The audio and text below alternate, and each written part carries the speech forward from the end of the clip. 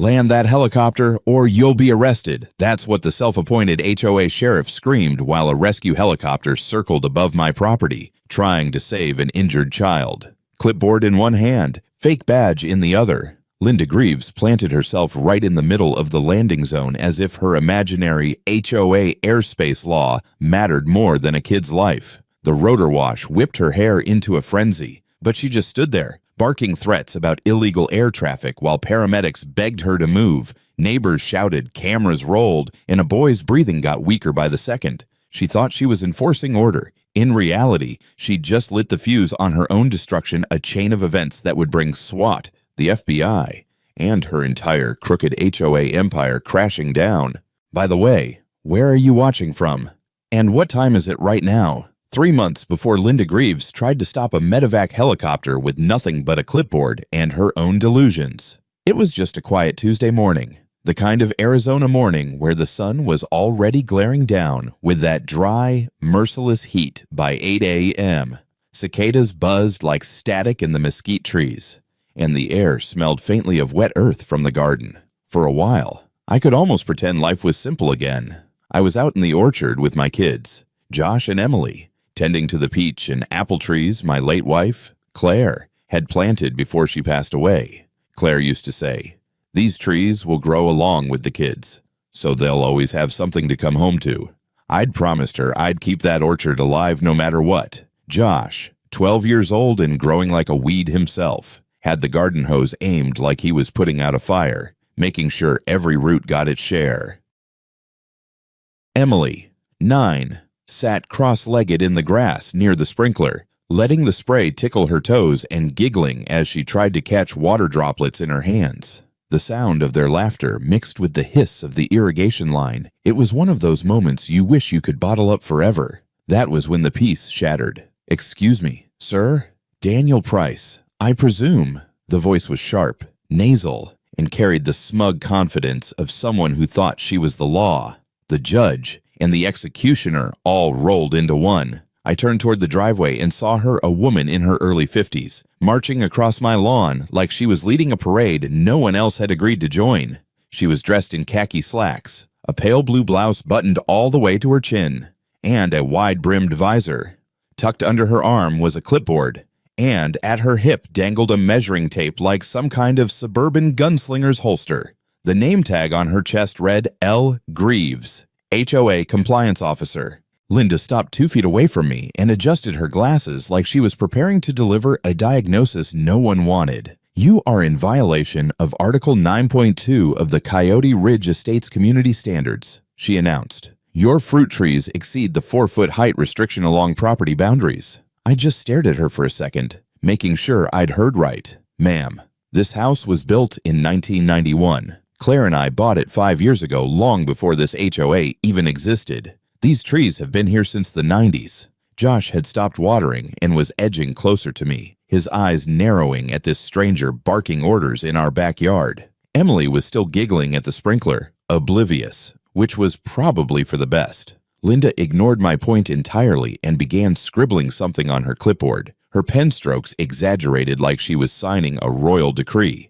Mr. Price. The Coyote Ridge HOA was formally incorporated in 2020. Our standards apply retroactively to all properties within our boundaries. You have 48 hours to remove the non-compliant vegetation or face a $500 fine. Her gaze traveled over the orchard, the raised beds, even the compost bin, like she was trying to decide which part of my yard offended her the most. "And just so you're aware," she added with relish, "I'll be conducting a full property assessment in the coming weeks to ensure complete compliance." I opened my mouth to argue, but she was already turning away, her visor bobbing like the prow of a ship. She walked off with the satisfied stride of someone who thought they'd just scored a victory.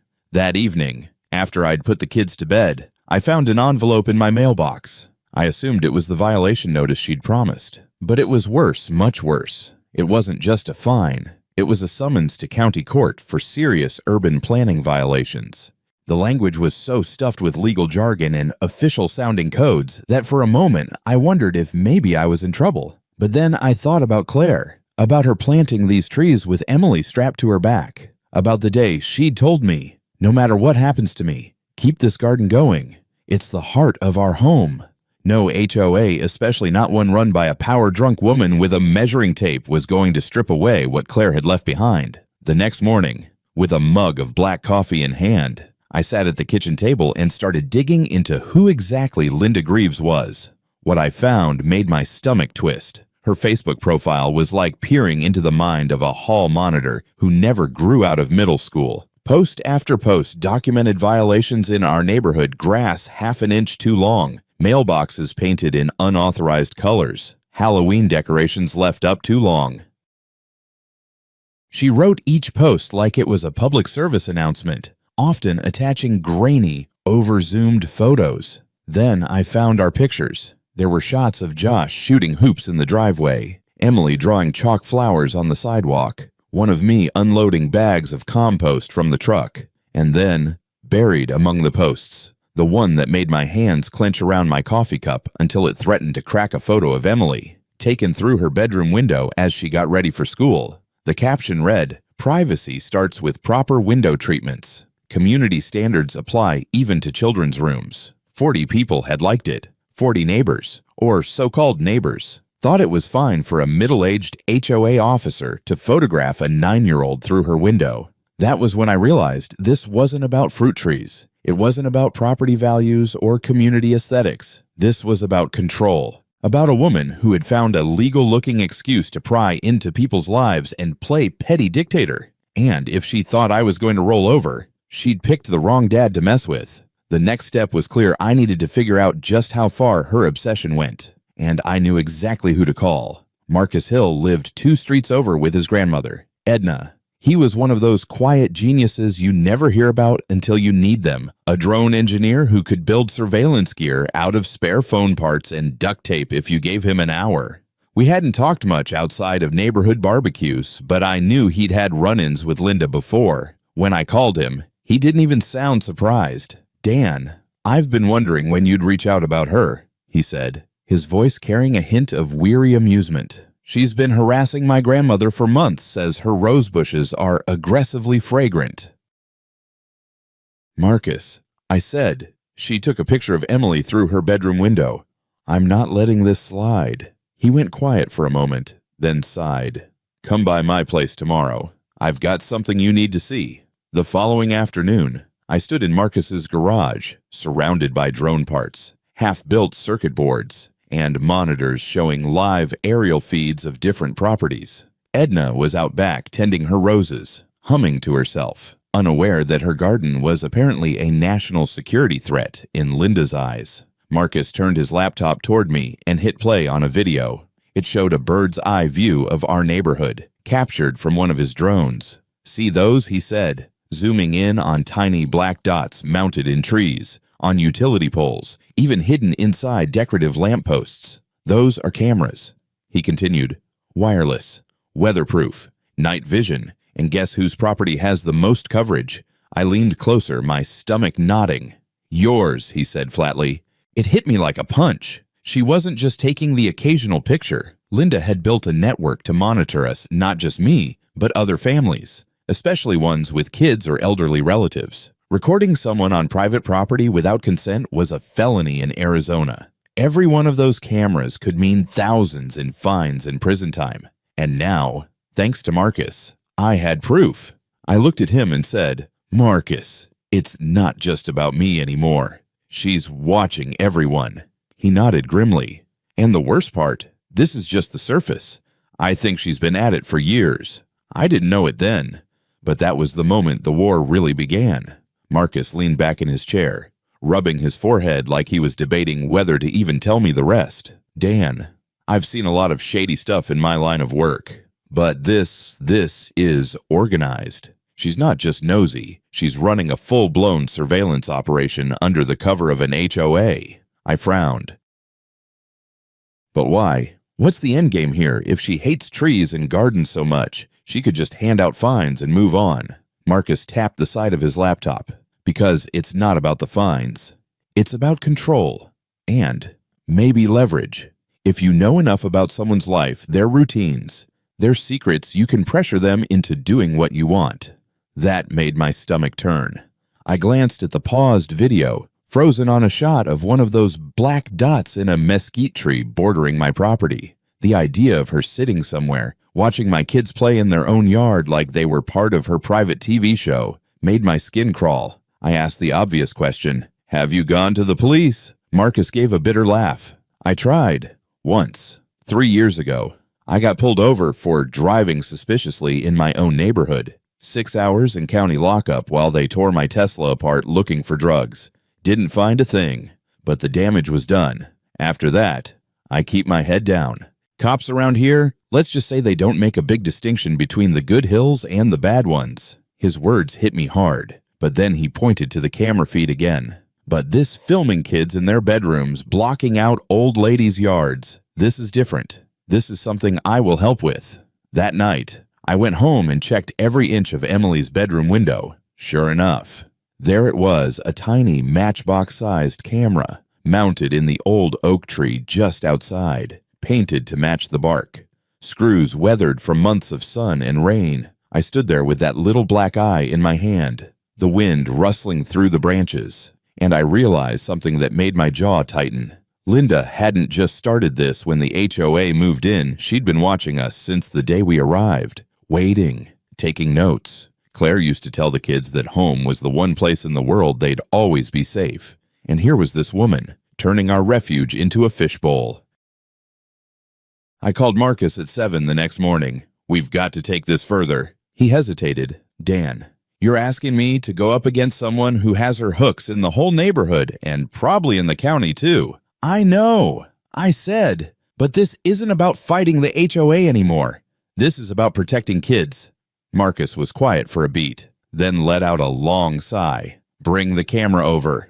When I got to his place, Edna was in the garden again, trimming roses.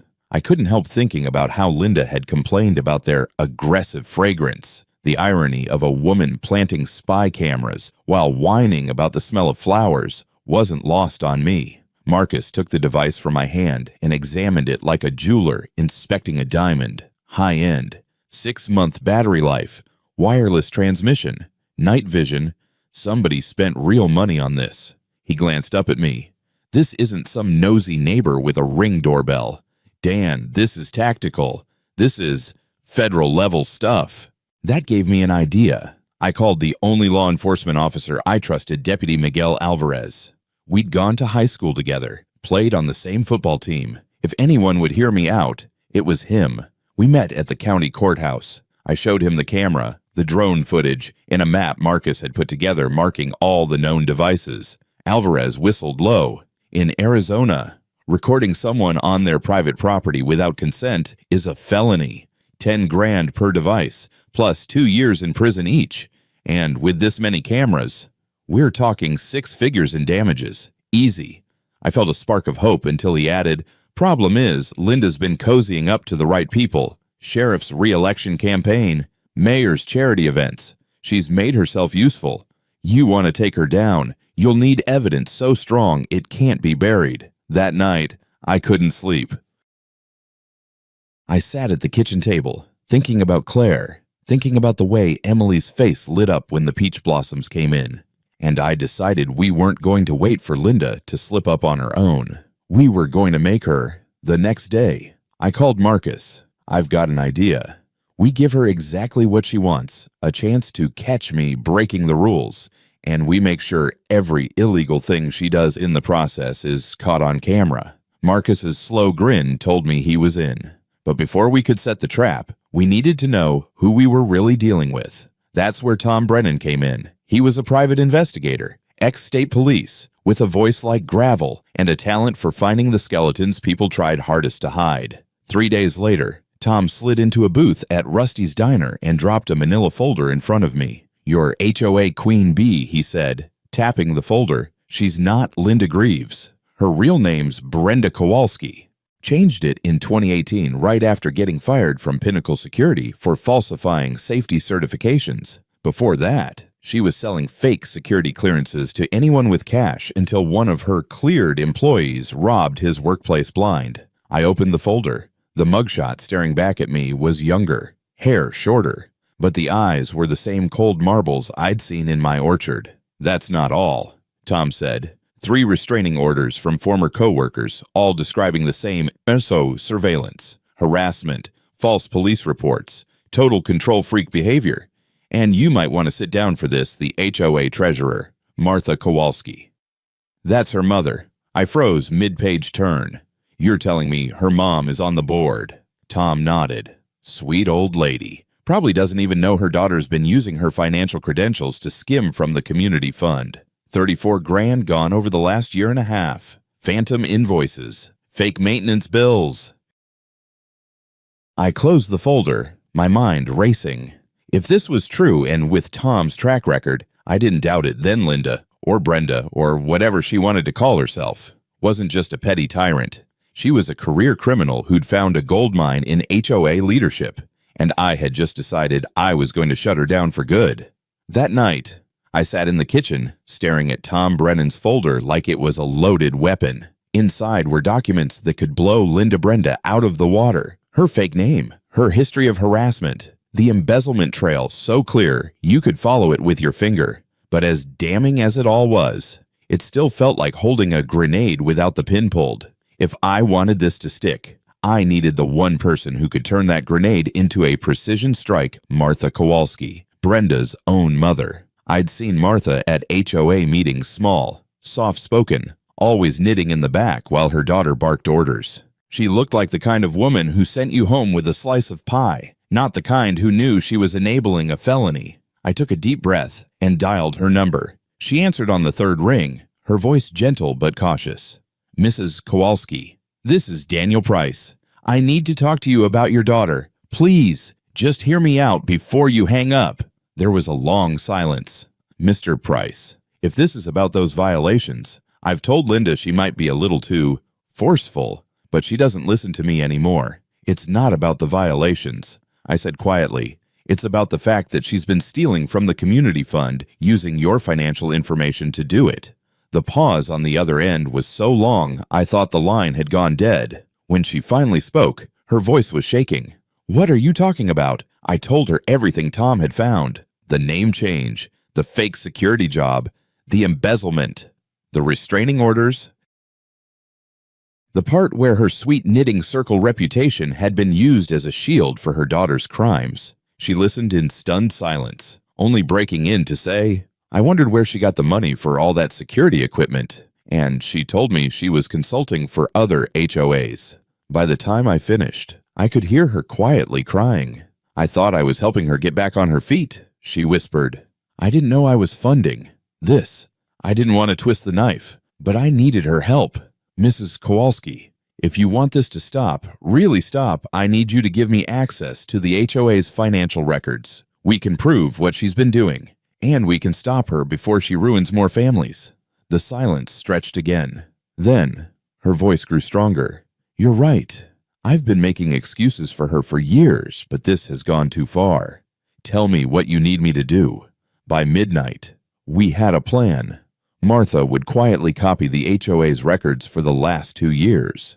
Marcus and I would use the data to match her fake invoices to the embezzled funds. And if all went well, we'd have a package so airtight the sheriff himself couldn't bury it. But Linda must have smelled trouble in the air, because the very next morning, she escalated. I was making breakfast when Josh came running in. Dad, there's a cop in our driveway taking pictures of the house. I stepped outside and froze. Standing there with a camera the size of a lunchbox was a stocky man in a Navy uniform, complete with a shiny badge on his chest. Next to him was Linda, pointing at my garden beds and the orchard like a real estate agent showing off a fixer-upper. The man noticed me and squared his shoulders. Sir, I'm Chief Security Officer Travis Hammer with the Coyote Ridge HOA Enforcement Division. We're conducting a security assessment for potential violations. I looked closer. The badge was generic, with HOA police printed on what looked suspiciously like label maker tape. His uniform was a mashup of surplus tactical gear and khaki cargo pants, and the patrol car parked at the curb was a decommissioned Crown Vic painted to look like a police cruiser, complete with a light bar. Mr. Hammer, I said, last I checked, HOAs in Arizona don't have police powers. What agency exactly employs you?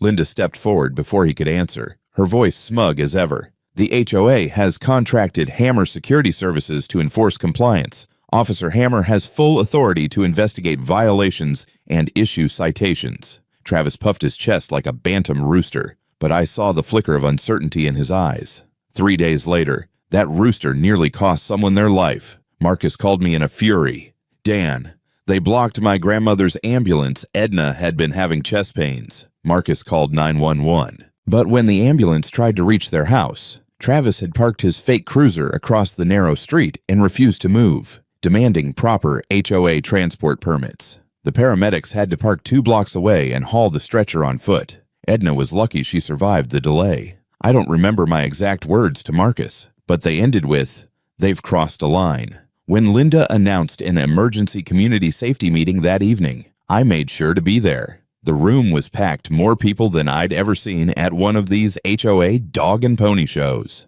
Linda stood at the front with Travis looming behind her. She clicked through a PowerPoint presentation filled with grainy surveillance photos, my kids playing in the yard, me working in the orchard, all labeled as security concerns. Then she made her biggest mistake yet. From the back row, Judge Patricia Monroe stood up. She's a county court judge with the kind of presence that makes lawyers sweat, Ms. Greaves, she said evenly, what legal authority do you have to conduct surveillance on private citizens and obstruct emergency medical services? Travis stepped forward. Ma'am, HOA security has broad powers under community covenant enforcement protocols. Patricia cut him off with a smile that could strip paint. Mr. Hammer, impersonating a police officer is a third-degree felony in Arizona, punishable by up to 10 years. Would you like to explain your training and certification? The room went dead quiet. Travis went pale. Linda started to speak, but Patricia held up her hand. Furthermore, blocking an ambulance is a federal crime.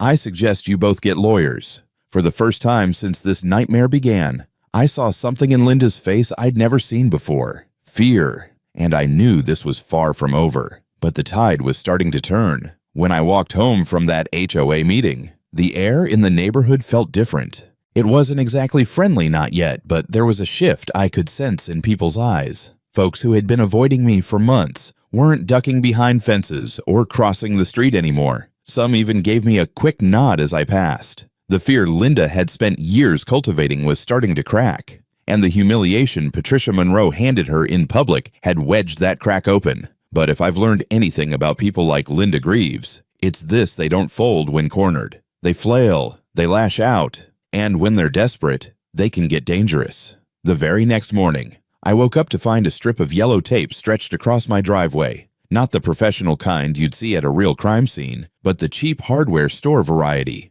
Across it, in thick black marker, were the words "Crime Scene, Sheriff Greaves, Investigation, Do Not Enter." If her goal was to intimidate me, she failed, honestly. I stood there laughing for a good 30 seconds.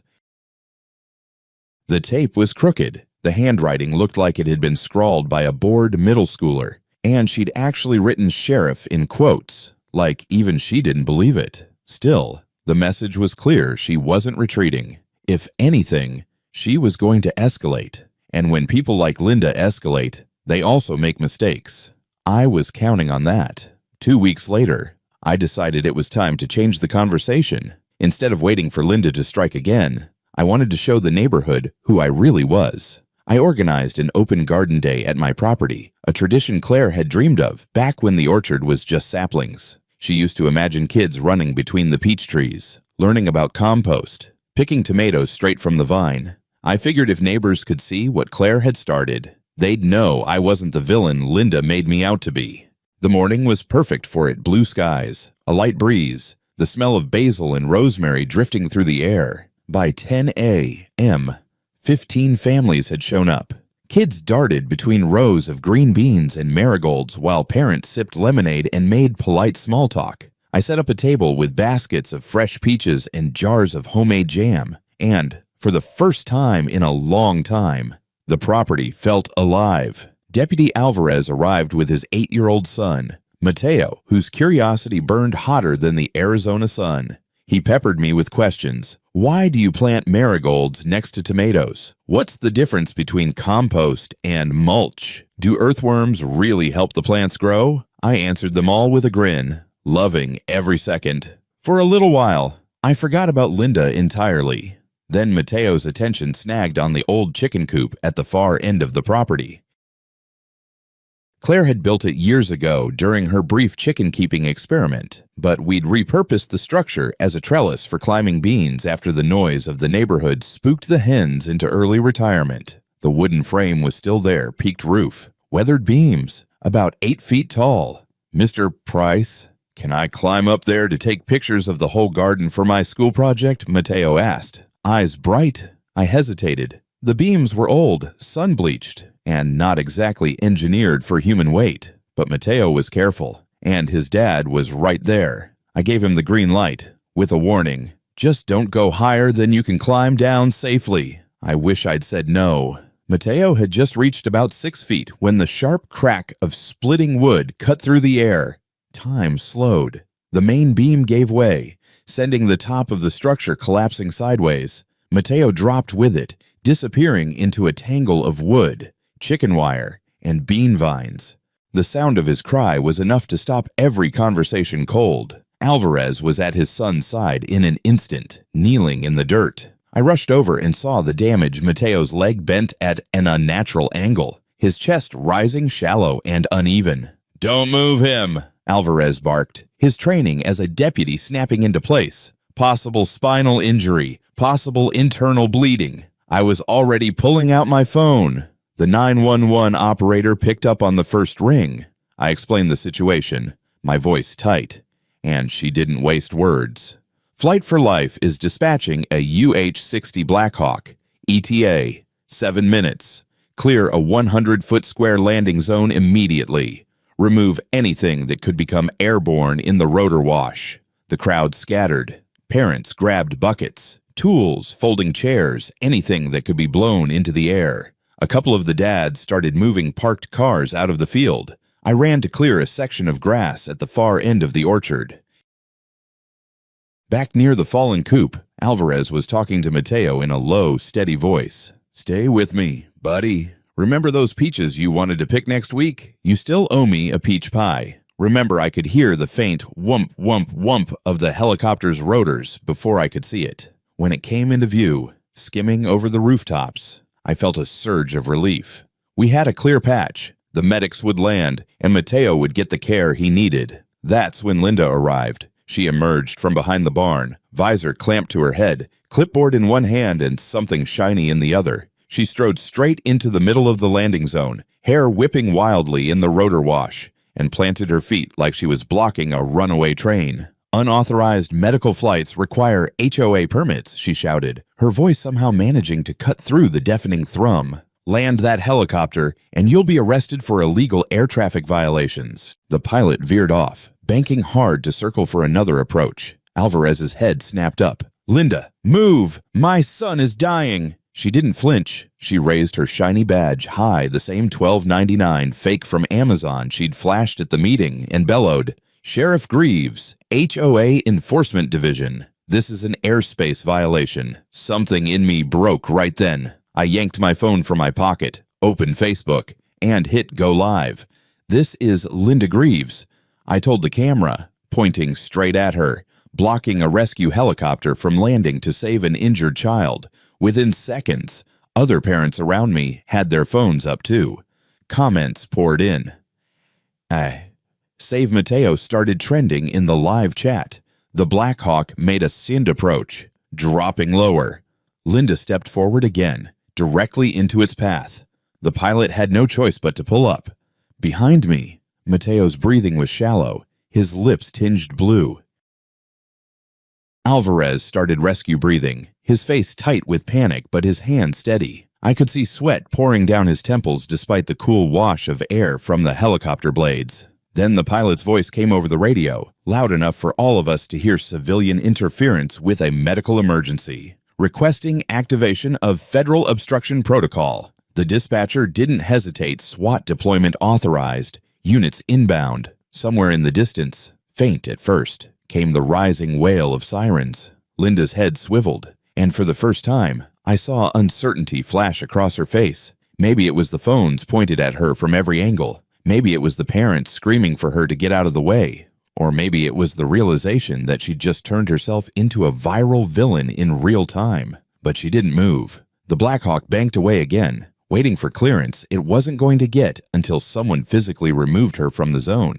Alvarez kept working on Mateo, his voice hoarse from shouting over the noise. The smell of jet fuel hung heavy in the air, and then the sirens got louder. Black armored vehicles rolled into view, their tires kicking up dust. The lead SUV bristled with antennas, lights flashing red and blue. In seconds, they were on the property, doors swinging open, agents in full tactical gear fanning out like a scene from an action movie. Linda still stood there, visor askew, badge in hand, shouting something about constitutional rights and community airspace. She had no idea her little kingdom was seconds away from collapse. And I had a front row seat. The black SUVs stopped in a perfect line, their doors bursting open in sync. The dust swirled around them as boots hit the ground. A dozen agents in tactical gear moved with military precision, rifles slung but ready, eyes locked on the woman standing in the middle of the landing zone like a deranged scarecrow. Leading them was a tall woman with a face carved from granite. Her name tag read Commander Torres, and even from 30 feet away, you could tell she wasn't the type to raise her voice unless she meant it. "Ma'am," Torres called out over the rotor thump, her tone carrying the weight of absolute authority. "Step away from the landing zone immediately." But Linda wasn't done performing. She took one bold step closer to the helicopter, thrust her badge toward Torres, and shouted, "I am the duly elected sheriff of this community. You are parked in violation of HOA Regulation 12C. I demand to see your permits." The absurdity of the moment would have been comical if a child wasn't lying behind us. Struggling to breathe, Torres didn't blink. She flicked her fingers, and two agents closed in from either side. A third stepped forward to inspect Linda's badge. He held it up so everyone could see and then announced in a voice loud enough to carry over the helicopter, "This is a plastic cosplay badge purchased from Amazon for $12.99. Ma'am, you are not a law enforcement officer, and you are currently obstructing a federal medical emergency." A ripple of gasps swept through the crowd of parents, all still filming. You could see the moment Linda's face cracked, the smug mask faltering, replaced by something twitchy and uncertain. Still, she tried one more line, "I demand to speak to the manager of the FBI." That was it. The agents flanked her, lifted her neatly by the elbows, and pulled her out of the landing zone as she shrieked about her jurisdiction. The Blackhawk touched down in a controlled burst of rotor wash. The medics poured out, moving like a choreographed drill team. Within 60 seconds, they had Mateo stabilized on a gurney, oxygen mask in place, IVs running. Deputy Alvarez climbed into the chopper with his son, his face pale but set with grim relief. The helicopter lifted, banking hard toward the trauma center. The crowd clapped, some of them crying. But the show wasn't over. While Linda was being secured in the back of a federal transport SUV, Torres turned toward her team. "Proceed with warranted search of secondary site," she said into her radio.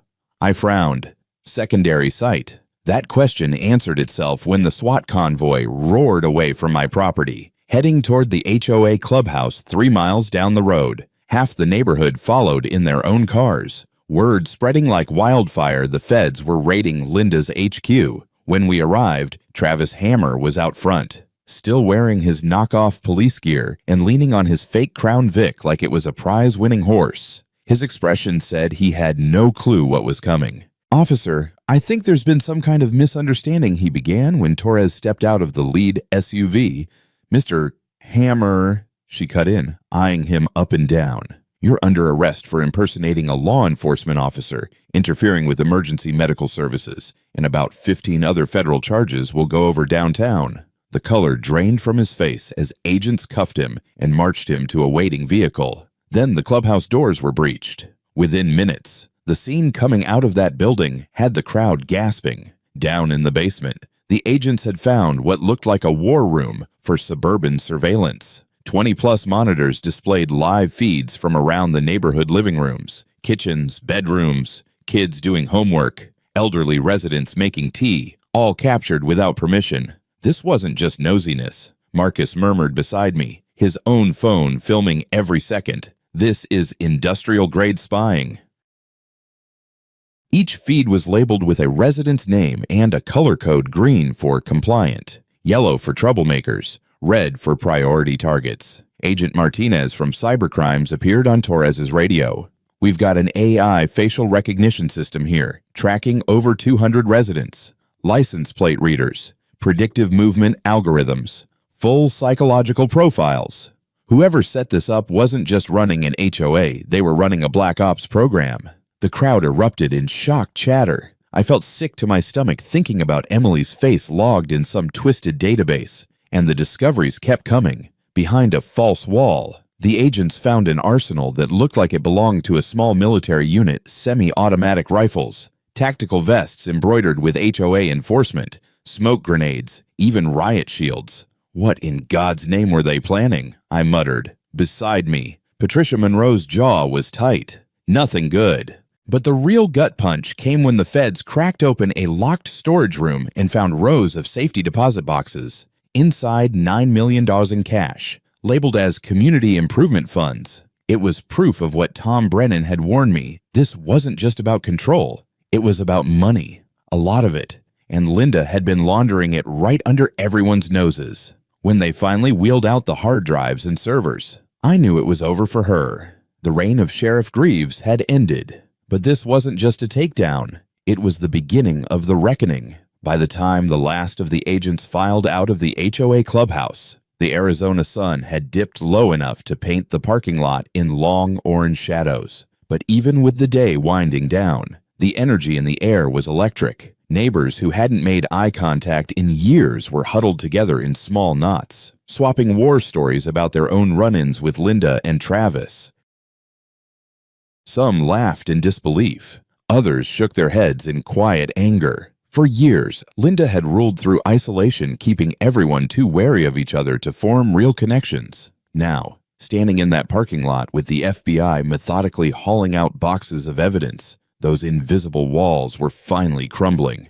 And then, through the crowd, I spotted Martha Kowalski. She looked smaller than I remembered from the HOA meetings, thinner, her shoulders slightly hunched, as if she'd been carrying a weight for too long. But her eyes, they were different. Gone was the vague, distracted softness I'd seen when she'd sat knitting in the back of those meetings. Tonight, they were sharp, clear, and wet with unshed tears.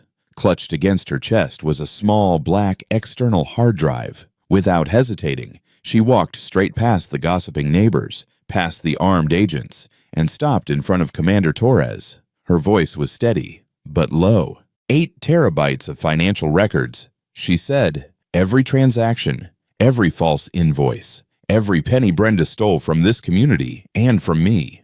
Torres studied her for a moment. "You understand this will be entered as evidence in federal court." Martha gave a small, almost imperceptible nod. "I do. She's my daughter, Commander, but she's sick. I've spent years telling myself she'd get better if I just kept supporting her. All I did was give her more rope to hang herself and everyone else." Her jaw tightened. "That stops now."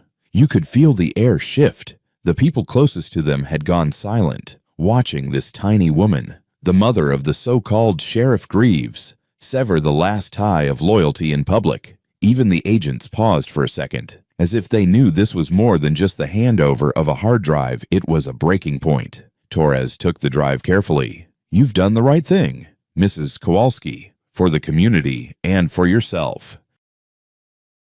While the data team began tagging and cataloging Martha's evidence, more discoveries spilled out of the clubhouse basement. One of the agents emerged carrying a large black binder labeled in neat block letters, "Operation Clean Sweep." He laid it open on the hood of a car for Torres to see. From where I stood, I could read some of the pages. Each one was a dossier on a different family in the neighborhood: names, photos, home addresses, work schedules, personal details. There were bullet points outlining their weaknesses, illnesses, marital problems, financial struggles, and beneath that, escalation strategies fabricated violations, anonymous complaint calls, staged security incidents to justify HOA intervention. 47 families were listed, and there, at the very top of the stack, was my page. In bold red letters, it read, "Primary objective: apply maximum psychological pressure, leverage family vulnerabilities, target during emotional low points for highest effectiveness." There were notes about Claire's passing, the orchard, even Emily's shyness at school. They'd turned the most personal, painful parts of my life into ammunition. I felt my hands clench so tightly that my nails bit into my palms. Patricia Monroe, standing beside me, caught sight of my face and touched my arm. "This is exactly why they're going to prison," she murmured. Torres moved from the binder to the hard drives the cybercrimes unit had pulled from the server room. One of her tech agents gave a low whistle. "Commander, this network is tied to at least 20 other HOAs across 3 states. Same surveillance protocols, same financial shell games. Looks like they've been laundering money for years." I stepped closer. "So you're saying there are more Lindas out there plenty?" Torres replied grimly. "But yours was one of the worst. And thanks to your live stream and your friend's drone footage, we've got a case here that's going to make an example out of them." Across the lot, I caught sight of Linda herself. She was seated in the back of a federal transport van, her hands cuffed in front of her, hair plastered from the earlier rotor wash. The visor was gone, and so was the smug expression she'd worn like armor for years. Her mouth still moved, probably hurling accusations or conspiracies at anyone who'd listen, but no one was paying attention. I wondered if she realized yet that she wasn't going home. This wasn't going to be a slap on the wrist from a friendly local official. She was heading into the federal system, where political connections and fake badges don't mean a thing. Travis, for his part, was already gone. I'd overheard an agent say he'd spent the entire ride to the station insisting that HOA authority supersedes federal jurisdiction. If there's a man less suited to life behind bars, I haven't met him. By the time the last box of evidence was loaded into unmarked trucks, the crowd still hadn't dispersed. People milled about, making plans to meet for coffee or check in on each other. You could almost see the old neighborhood bonds knitting themselves back together in real time. That was when Patricia found me leaning against my truck. "You realize," she said with that sly, lawyerly smile, "they're going to start looking to you now. You were the one who stood up first. People remember that." I shook my head. "They don't need a leader.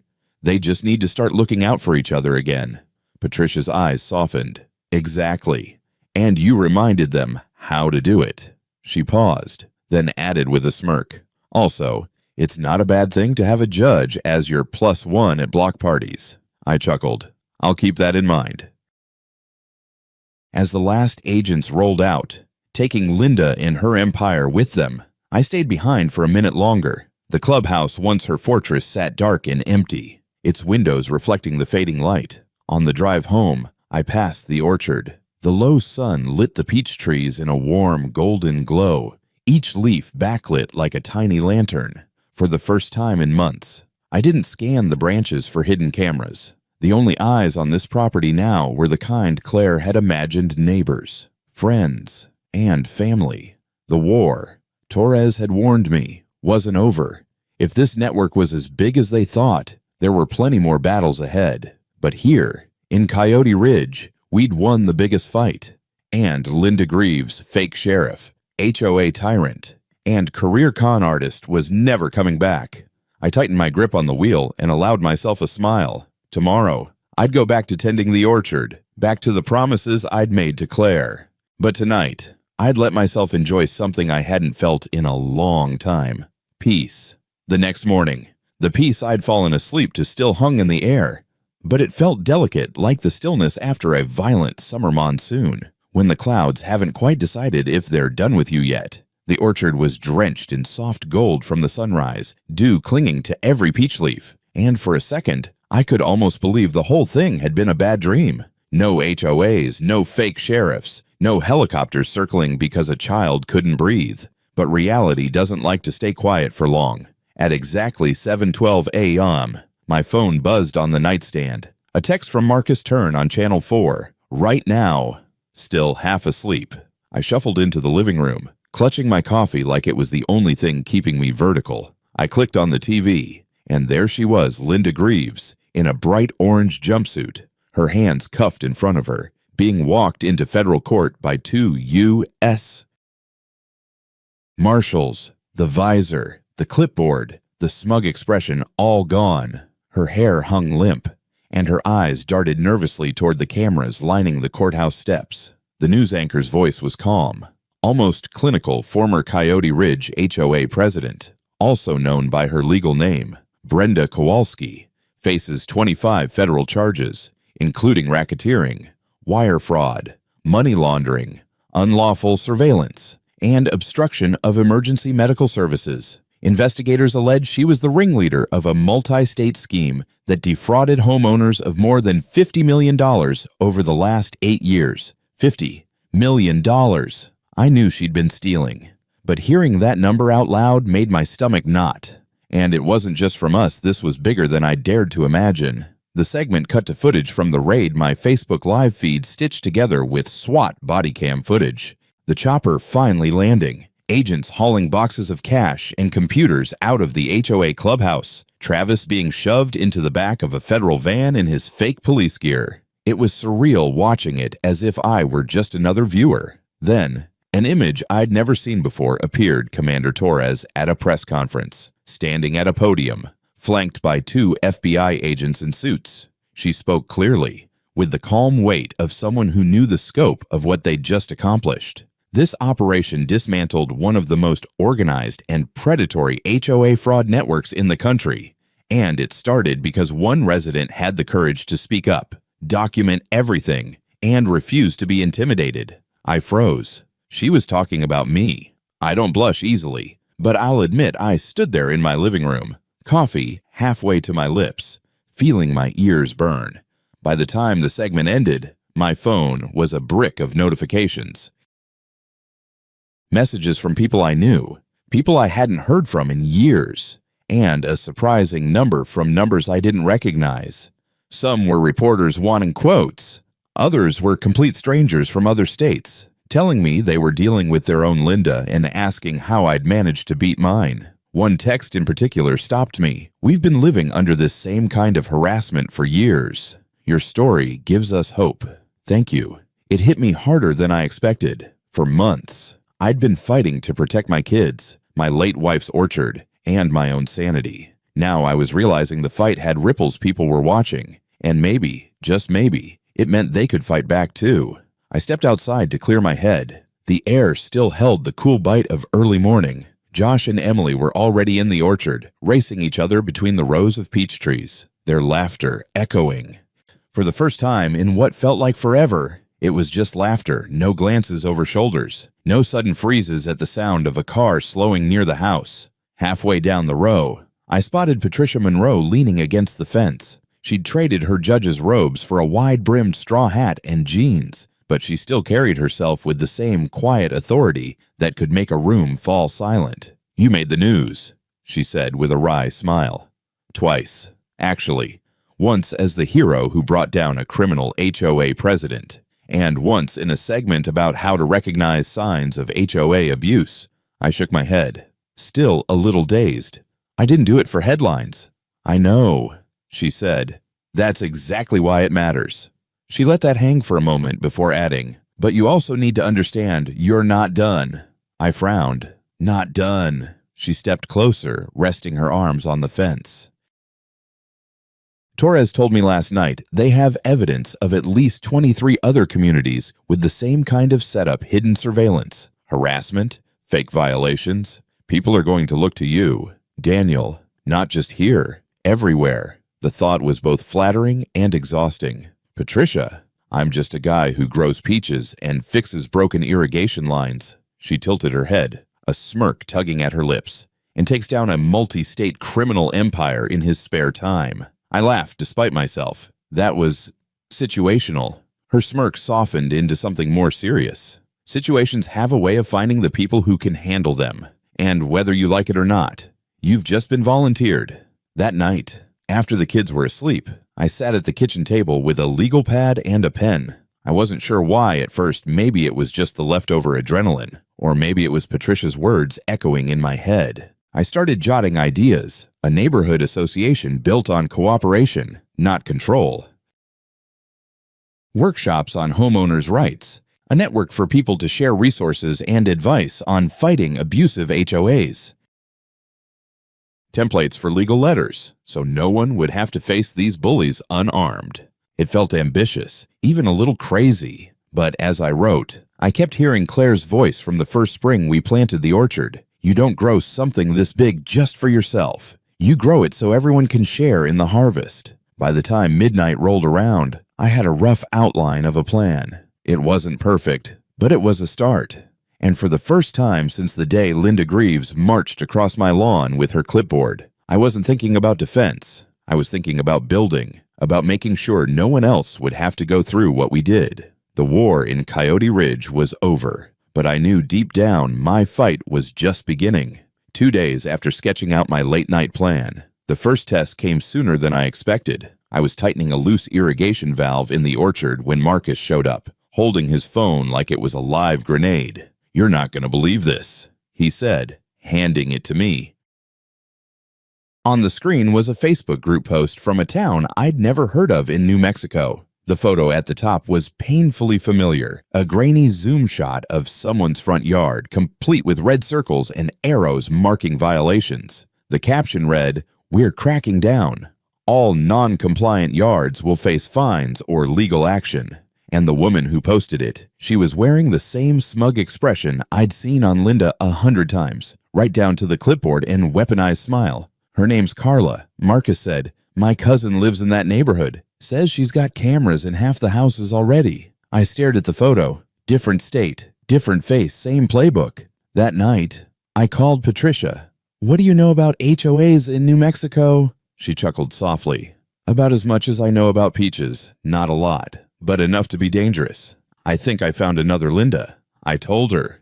Within a week, I'd been on 3 Zoom calls with residents from other states, people living under their own versions of Coyote Ridge's nightmare. Stories poured in fines for wind chimes, threats over kids' bikes in the driveway, drones flying over backyards for compliance checks. One man from Colorado said their HOA president demanded to inspect inside people's homes for code compliance. Another from Nevada told me his board had literally padlocked his driveway gate while he was at work, trapping his wife and kids at home. Every single story felt like deja vu. It didn't take long before I realized my late-night notes weren't just theory anymore, they were a blueprint. The first step was building a central hub, a website where people could share their HOA horror stories, swap legal resources, and connect with others in their area. Marcus handled the tech side, setting up secure forums and encrypted messaging so folks wouldn't have to fear retaliation.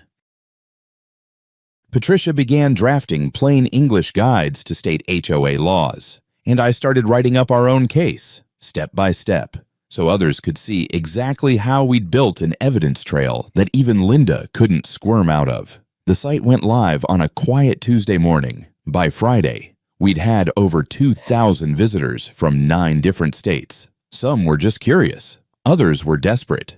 A few were angry enough to start their own paper trails immediately. One woman from Texas wrote, "Your story gave me the courage to put up my own security cameras. I caught our HOA president trespassing last night, taking photos through my kitchen window. I'm meeting with an attorney Monday." Reading that, I felt the same fierce satisfaction I'd felt the night SWAT rolled into Coyote Ridge. But not everyone was thrilled. 2 days after the site launched, a thick envelope landed in my mailbox.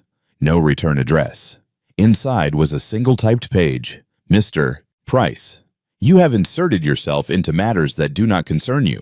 Shut down your site or face legal consequences. We will not tolerate your interference." No signature, no letterhead, just the kind of vague, blustery threat that sounded all too familiar. When I showed it to Patricia, she smirked. "Congratulations. You've made the right enemies. We didn't take it down. If anything." Marcus doubled the site's security and added a wall of shame section where users could post redacted versions of harassment letters they'd received from their HOAs. It blew up overnight. Turns out, nothing unites people faster than shared indignation.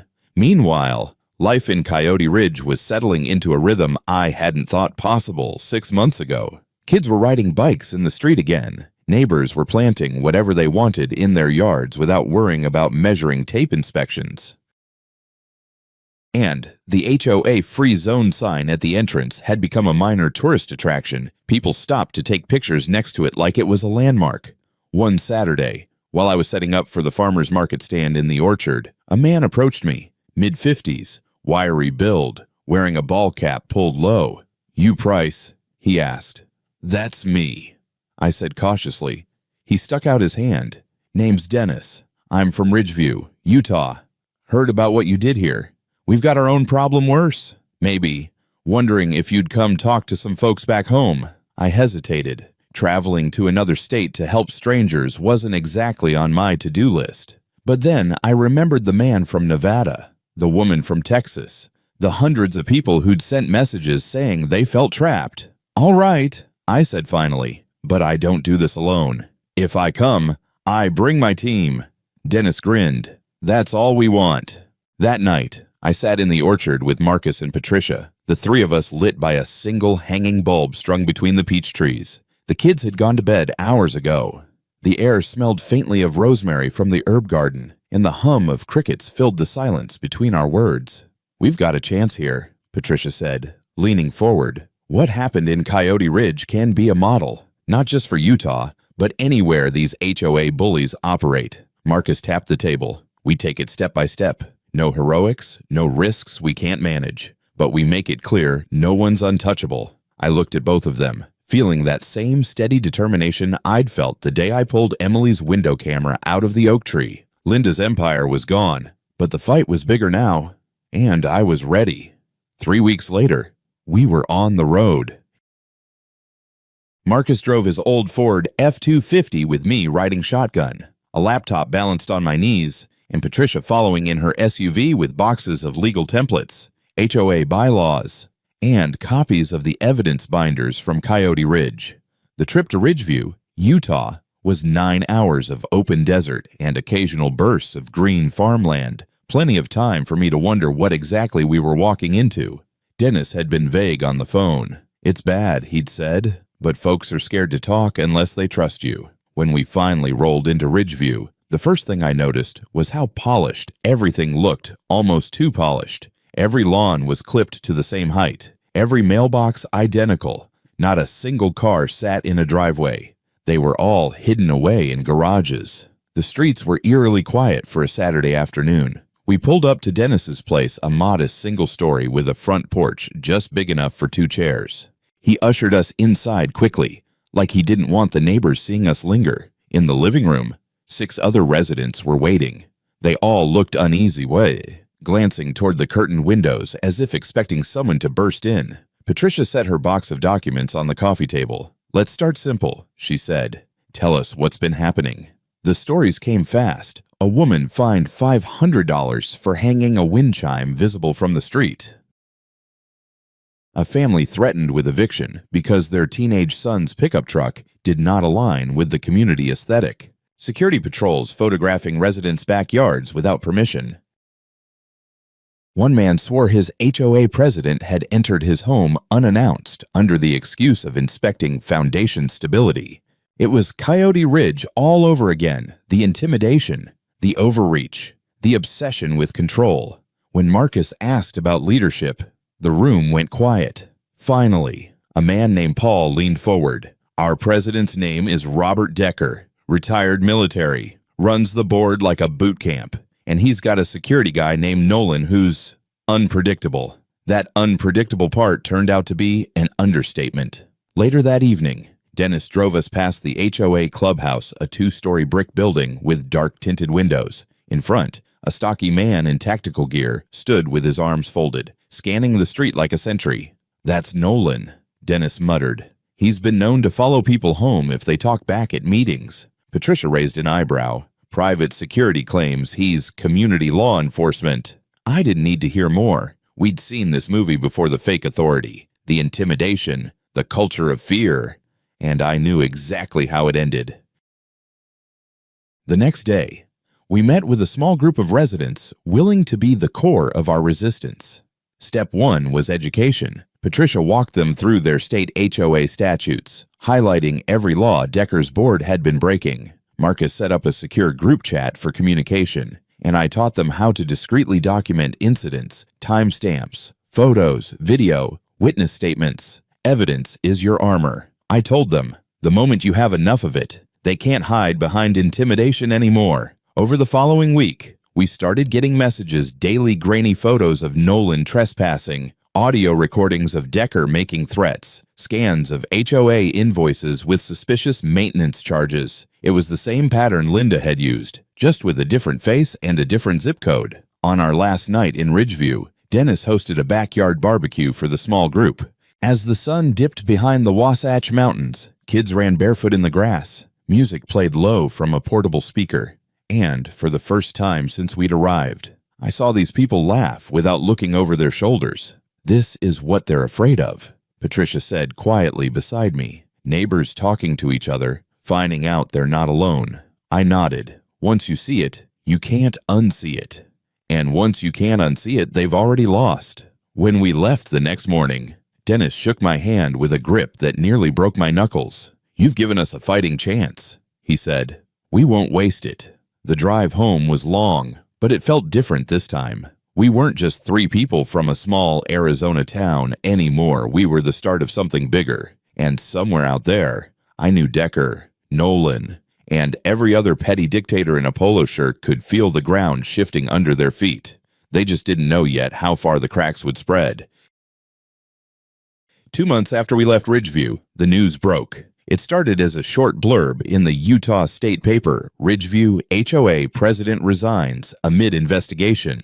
By the following week, it had snowballed into nightly coverage. Robert Decker and his so-called security officer, Nolan, had been served with restraining orders, accused of multiple counts of trespassing, harassment, and misappropriation of HOA funds. The residents we'd met, Dennis, Paul, the woman with the wind chime fines, were sending us updates like proud students passing a final exam. They'd filed a collective complaint with the state's Department of Commerce, backed by over 200 pages of evidence. And when Decker tried to fight back in court, Patricia flew in to sit behind them in the hearing, her mere presence enough to make him stumble over his own words. Back home in Coyote Ridge, life had settled into something that almost felt like normal. Kids biked past without fear of being cited for reckless play. The orchard had its best peach yield in years, and the HOA free zone sign at the entrance now had a small bronze plaque beneath it, paid for by neighbors, in gratitude to those who stood up,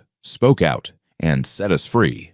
One cool October evening, we held a harvest dinner in the orchard. Long tables stretched between the peach trees, strung with warm lights that swayed in the breeze. Neighbors brought dishes to share pecan pies, cornbread, roasted vegetables, Marcus grilled ribs, and Patricia showed up with a pitcher of her famous sweet tea. Halfway through the night, Emily climbed onto one of the tables, still in her overalls and boots, cheeks pink from running around with the other kids. "Daddy," she called. "Can I say something?"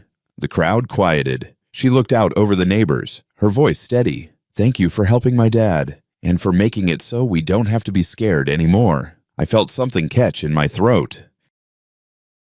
I wasn't the only one. I saw more than a few neighbors wipe their eyes. Later, as the sun slipped behind the mountains and the air cooled, I stood at the edge of the orchard, watching everyone laugh, eat, and talk like old friends.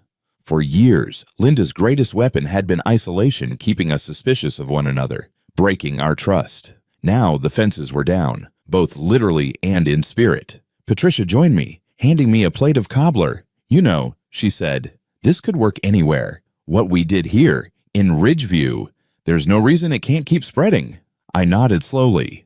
"Then we keep going, until the Lindas, Deckers, and every other self-appointed tyrant realize they can't win." As the laughter of my neighbors carried through the orchard, I knew one thing for certain: we'd planted something bigger than peaches here, something that would outlast all of us. And no HOA on earth was ever going to rip it out by the roots again. If this whole journey taught me anything, it's that power only works when people are too afraid to push back. Linda's clipboard, Decker's security patrol, all their rules and fines, none of it was real authority. It was just intimidation dressed up as law. The moment we stood together, documented the truth, and refused to be silenced, their power crumbled like dry clay. You don't have to own a peach orchard or have friends in high places to make a difference. All you need is the courage to speak up, the patience to gather your proof, and the willingness to stand side by side with your neighbors. Bullies, whether they wear a fake badge or sit behind a boardroom table, only win if we let them. So, if you've been through something like this, share your story in the comments. If you believe in standing up to injustice, hit that like button and subscribe, not just to follow my journey, but to join a growing community that refuses to be pushed around.